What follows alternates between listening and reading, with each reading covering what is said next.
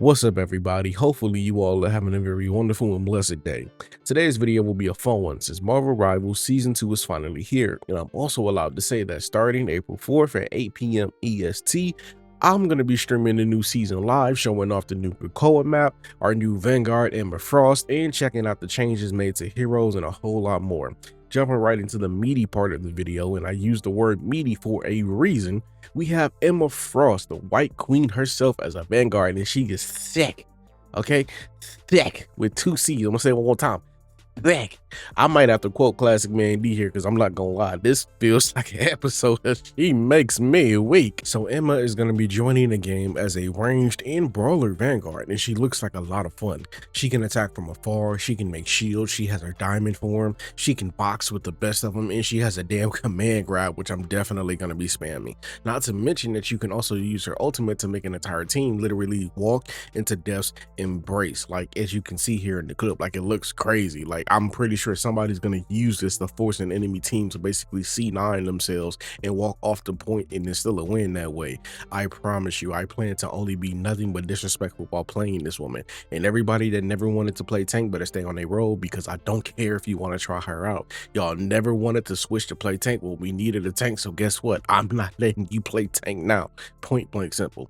Moving over to the costumes though, I assume that some of these will very much be battle pass costumes and others will be in the shop. This Captain America skin very much reminds me of both Homelander and Cody Rhodes from WWE. You can pick either of them because they both look alike, but the skins in general are looking very spiffy. I'm not really upset with most of them, but I am definitely buying this Captain America skin when it hits the game right away. I'm out here trying to box people in the suits, you feel me?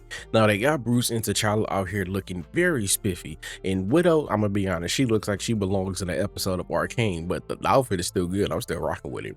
Luna is looking nice. Logan is out here in his patch outfit. The Wanda skin that we got is definitely better than the last one, and you can also get this one for free by playing 9 matches in any mode once season 2 starts, and the skin is yours.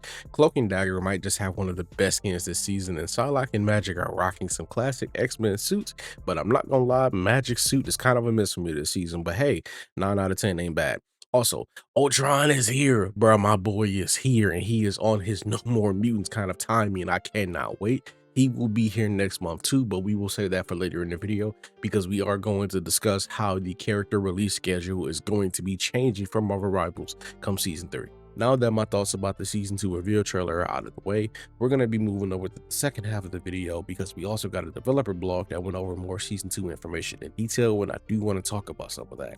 One new feature that we're going to be getting are costume colorways, where some skins will get different colorways in order to help players stand out with their more favorite characters. Now, the only caveat here is that they're going to be focusing on the more popular skins first.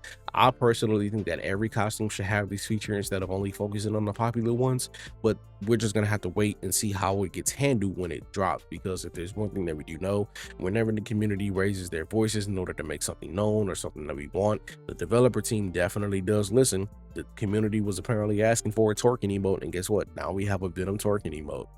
Next up is the gifting system. So this was something that players have been curious about since season 0, and we were told by the developers that they were thinking about it, but it would take some time to actually implement it and get it into the game. Well, guess what? Now we have it. So starting on April 11th at the launch of season 2, players will be able to gift costumes and other in-game store items to their friends, which is nice because there's somebody I know that's looking for a certain Mantis skin, and when it comes to the game, I just might end up tossing that skin their way the next time they actually boot it up. Now, another big thing that I would like to discuss are the team-up changes, because this is one of the more important parts of the video because of how it directly translates to gameplay. Now, we were told a while ago that each season will introduce new team-ups for new and existing characters, and that's exactly what we have here. Emma Frost will have a team-up with Magneto and Psylocke called Mental Projection. Psylocke and Magneto will be able to summon a clone of themselves through Emma Frost's powers for either an offensive boost or a tricky distraction. So think how Loki makes a clone of himself. They can now do that too. And also, because we know Marvel has an insane amount of characters that they could pull from the comics in order to add it to the game, I want y'all to think about this for a second. If we even had a fraction of those characters, we would essentially be running around with like at least 20 team-ups per team.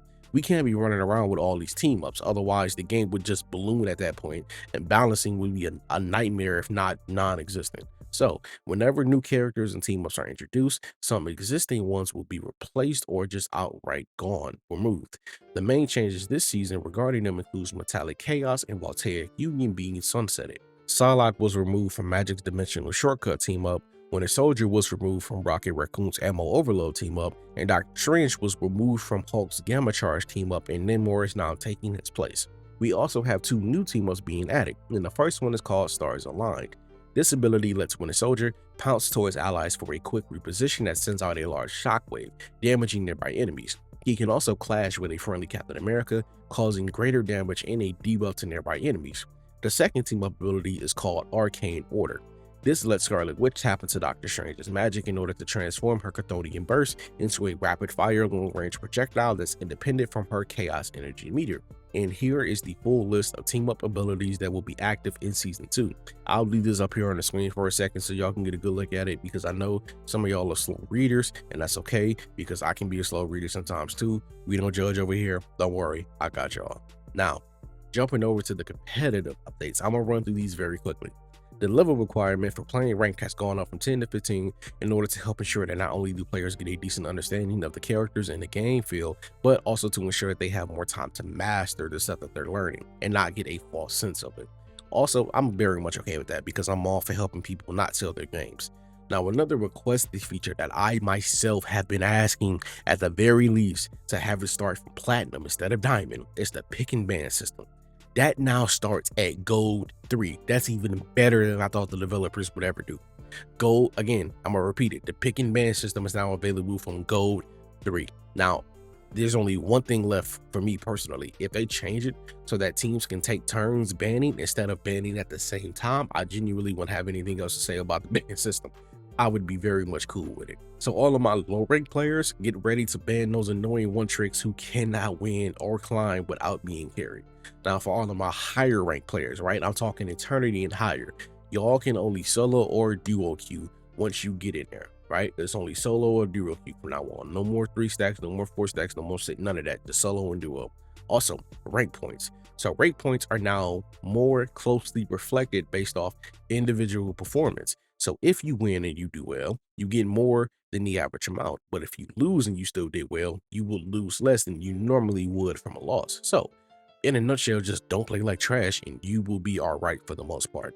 Now, the seasonal rank reset is back, and we're going to be dropping 9 divisions on April 11th, like you said in the developer video. As an example, if you ended the season at Diamond 1, you will start off at Silver 1. And in terms of the nerf and buffs, I'm gonna be honest, the full patch notes are definitely out, but I'm not gonna be going over them in this video because it's a lot. I'm just gonna politely borrow this graphic made by Marvel Rivals Intel on Twitter. Y'all can go follow him or her. I don't know who's behind that account, but y'all can go follow them.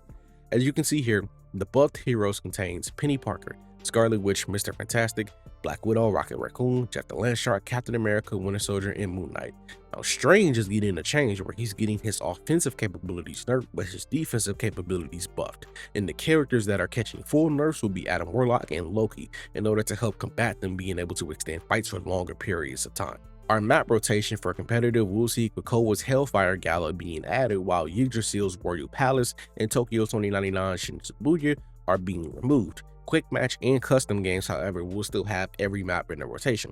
We also got a graph showing off the rank distribution of the community, and I'm gonna be honest, it's a lot more of y'all in gold than I originally thought. I'm a Celestial currently, so like that, I'm gonna be honest, that's really nothing but the new Grandmaster rank, if we're being honest. But seeing this, it definitely does surprise me, and I also do want to point out that this list is indicative of the people who play competitive only, because the people who play quick play, only quick play and whatnot, they're not counted here. So like that's, you don't got to worry about this graph being somewhat off when it comes to the numbers. Now, we're also going to be getting upgrades to the replay system and weekly missions to help with getting chrono tokens. The last big thing here that I want to talk about is the release schedule. So starting from season 3, the developer team will be moving up their timetables, which means that seasons will now only last for 2 months instead of 3, which also means we're going to be getting a new character every month. Now, at first glance, this sounds dope because there's thousands of characters that can be added in the game. And this essentially means that we're going to be getting a minimum of 12 characters a year, right? Again, like I said, it's damn near endless from who they can really pick from. But Besides the fact that this could be a serious issue for balancing long term, it also sparks the question of how healthy this is going to be. Because unless NetEase has a massive team working on the game, a new character every month will have the developers working to the bone and have them in constant around the clock crunch time, and that's not healthy, even if they are ahead by a few seasons. This can go either way, and we're really just gonna have to see how it turns out. I just hope it doesn't put too much stress on the developers if the team isn't big enough to handle this workload and do it in a safe and time respectable manner. Because as we all know, especially my superhero game fans, crunch time can be a massive stopgap when it comes to the game's success. But with all that being said, that's going to go ahead and bring this video to a close. Hopefully y'all had a great time here. Hopefully y'all enjoyed everything it is that I've had to speak about here. If you've enjoyed the video, please remember to like, share, subscribe, smack the notification bell so you won't ever miss out on any of my future Marvel Rivals related videos. And make sure to tune in to my live stream, not only later this day, but this weekend as well, because we're going to be playing Season 2 and showing off Emma Frost and all of the new stuff that's been added. And I will catch y'all in the moonlight. Peace.